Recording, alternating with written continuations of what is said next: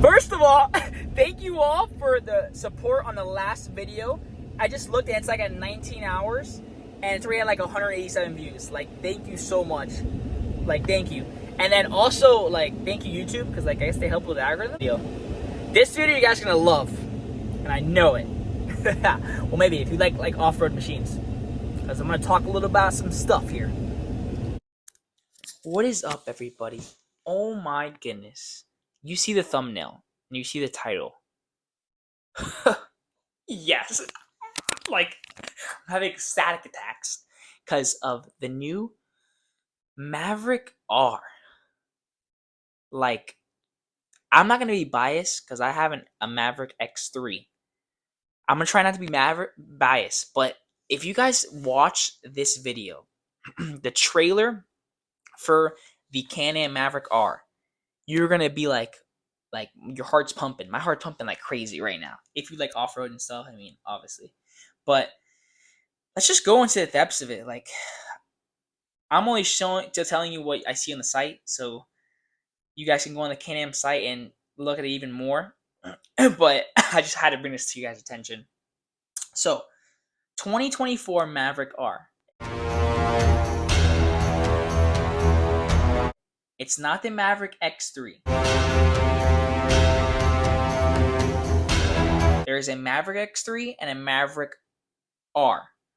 So two different lineups. A new beast is born. And also, it's a comparison to Polaris. So Maverick R is the competitor to the Pro R. Remember, the new lineup for Polaris is not Turbo S and Pro XP. It's now Pro R and Pro XP. Pro R being the new one that came out that has 225 horsepower, like the biggest model that the side-by-side blood people like that Suits has, like the baddest machine, the Pro R, the like Honda motor in it. So that is the competitor to the Maverick R, which is this one. But this one, guess what? Can-Am has 240 horsepower. So it has more horsepower. Maverick is always on top on horsepower, even by a little bit. And obviously, like,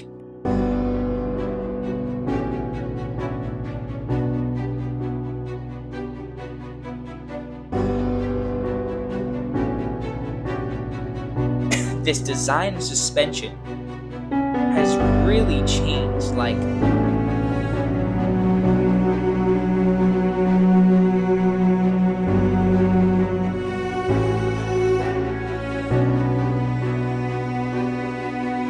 everything has changed about the car, but the biggest thing is suspension. Like, this is like a new era that we're witnessing here. Not sure if it's gonna work, and I don't really know. Like, what if people want to put bigger tires and stuff? Like, obviously, it's gonna be limited to, I think, 35 tires, 35-inch tires. Well, obviously, I'm gonna pull up a picture while I'm like talking right here. But if you look closely into where the arm meets the tire, like, that's pretty close. And so first, let's get into the details.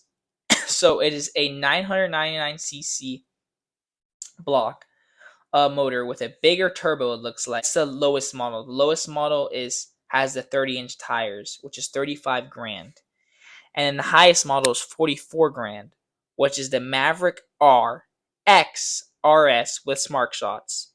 So smart shocks mean like you can flip your suspension on a fly. The RS meaning pretty much is like the Fox 3.0 Podium, like has all the high suspension, like how they had in the RS. Like, you know how the XMRs, they just have the regular Fox, like doesn't have that little like hose and then the reservoir. That's when they have the RS. Maverick R, and then the X, just gray one, which is a Maverick R 2024, 35 grand, 77-inch suspension. They all have the 4-link trailing arm with aluminum HD tail knuckle, so which is that cool suspension thing. It has the Fox 215 podiums, which I think are the shocks that come on the XMRs.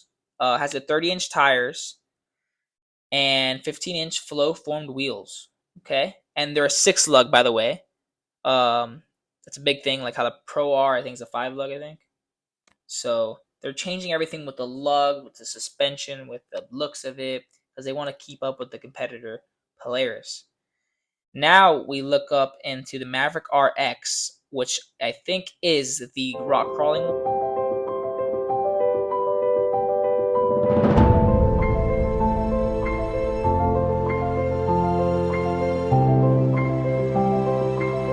one.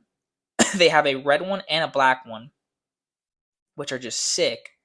And it has the same two, so they all have 240 horsepower. It looks like. Maverick R top features: 4-point harnesses and shoulder pads, a rear camera, 10.25. Oh my goodness, they finally got into the interior.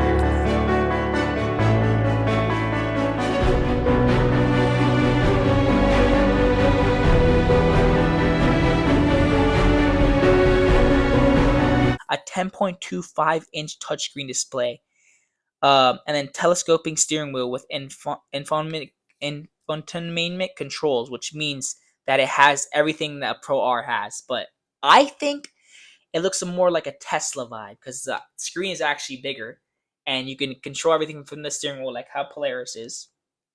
So I think they came out big here with the Maverick R. Like Can-Am really came out big competing with Polaris. And then we go to the Maverick R XRS, which is $42,000. And its top features are a 6-inch it has 16-inch bead locks. Okay, that's pretty cool. 32 ITP Tenacity XNR tires with Fox 3.0 podiums suspension, which is the shocks. Wow. And they come in a yellow and black and a black. So they all pretty much come with like somewhat the same colors. If you look really closely, you probably tell some plastics are different. But it's either yellow or black, the signature yellow and black Can-Am color. Or is it black, like Batmobile, everyone's saying, or red, or the lowest model, which is gray and yellow, which is the lowest one. So really, you're paying like 10 grand more for the suspension if you want the highest model, and if you want to pay a few more grand, you get some seats and the whole like display and touchscreen, which I think is worth it if you want to pay. If you want some, finally, Can-Am has introduced technology, because I think Can-Am has been a little bit lacking on that. On technology, putting iPad screens and stuff like that. Wow. Now I'm just gonna show you like a little like video so you guys can just stare at it.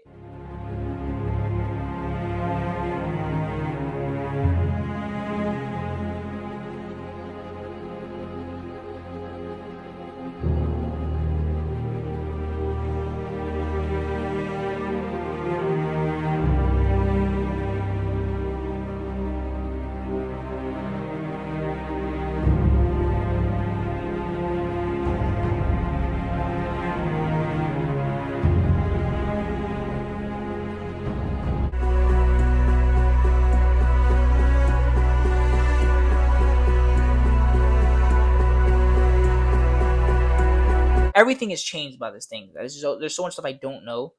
The motor is a 990C. I said that. It has a bigger turbo. Suspension slowly different. The tires and wheels, the whole interior of it. Like the biggest thing is the interior, and of course that suspension knuckle. I really want to see how people are gonna react to like the biggest tire. I think it goes like 33 because it has 32s and it looks like it's almost rubbing. Like, and what if that thing flexes? Like I can just think of like the lawsuits that might come to Can-Am because that thing can just snap and just like if that thing snaps, it's going right into your tire, and like so much flaws can happen if that knuckle snaps. Like if that bushing goes, like I think that's like let me look in here. Like what if that like let's say that I know everyone's saying like the knuckle's strong and all that, and like less weight off of an. I saw a video of like the arm leaves less weight off of the knuckle. And good with that.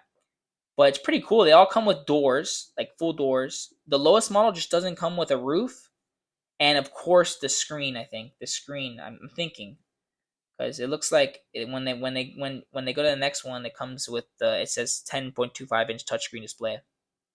Gears, like you can shift it like Speed UTV. They copied Speed UTV. This is the best invention, by the way. Other than like the interior and the suspension thing they did. So when you're driving, instead of stopping and putting it to low and H, you can just pop it. Like you can like tap the button and it'll go right into low and H. Like you know how you have to stop and Razor 1000s or Canon X3s or Kawasaki's or Wags, you have to stop and put it into gear.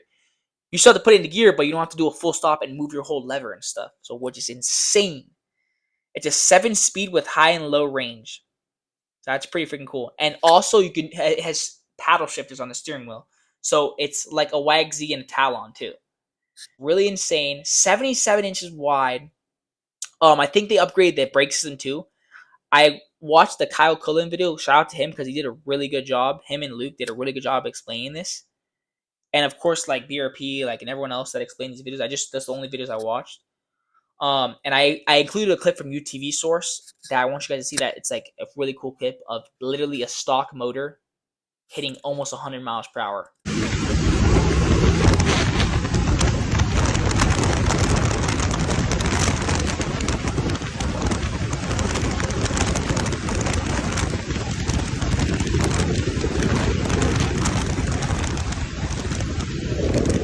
Hit 98. So it's from UTV Source. So and I really recommend you guys go on canam.com and watch the video.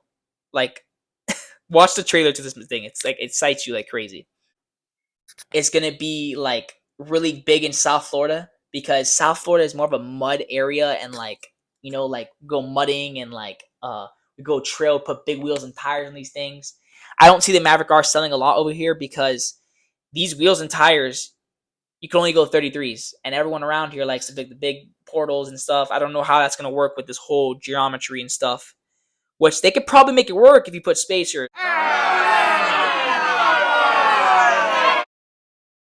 Gilligan video, like that video was really good.